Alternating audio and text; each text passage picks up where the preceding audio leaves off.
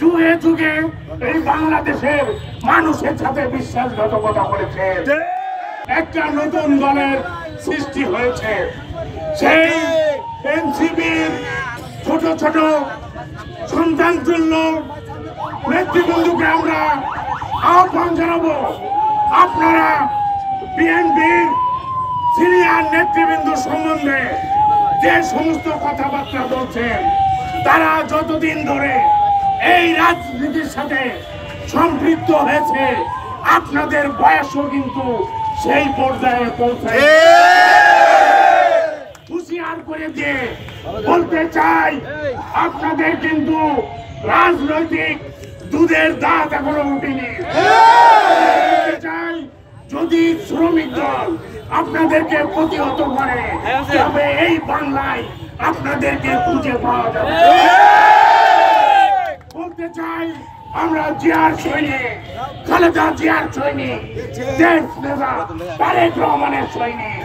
আমাদের সম্বন্ধে কোনো কথা বলতে হলে একটু হিসেব করে কথা বলবে। টাইলক্স টয়লেট ক্লিনার, যার অ্যান্টিব্যাকটেরিয়াল এজেন্ট টয়লেটের কোনায় কোনায় পৌঁছে 99% জীবাণু ধ্বংস করে।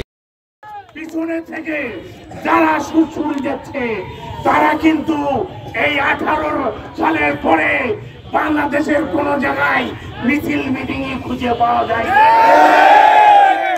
আপনাদেরকে সুরসুরি দিয়ে এইসব উল্টো পাল্টা কথা বলার জন্য ব্যবস্থা করছে।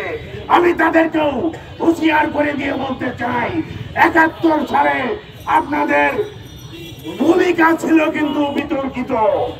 আপনারা যুগে যুগে এই বাংলাদেশের মানুষের সাথে বিশ্বাসঘাতকতা করেছেন।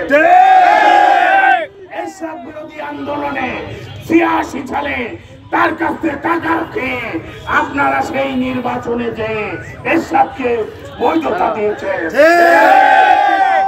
আবার 96 সালে এই ঘোষিত স্বৈরাচার শেখ হাসিনার সাথে হাত মিলিয়ে এদেশের সাধারণ মানুষের সাথে বিশ্বাসঘাতকতা করে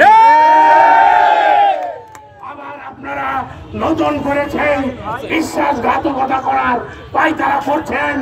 এই দেশের মানুষ এখন বুঝে গেছে, এরা যদি ঘুষে ওঠে আপনারাও কিন্তু কোন জায়গায় ঠাঁই পাবেন না। আজকের এই শ্রমিক দলের বিশাল মিটিং এর মাধ্যমে আপনাদেরকে হুঁশিয়ার করে দিয়ে বলতে চাই, ভবিষ্যতে রাজনীতি করবেন, রাজনৈতিক শিষ্টাচার বহির্ভূত কোনো কথা বললেই তাদেরকে প্রতিহত করা হবে।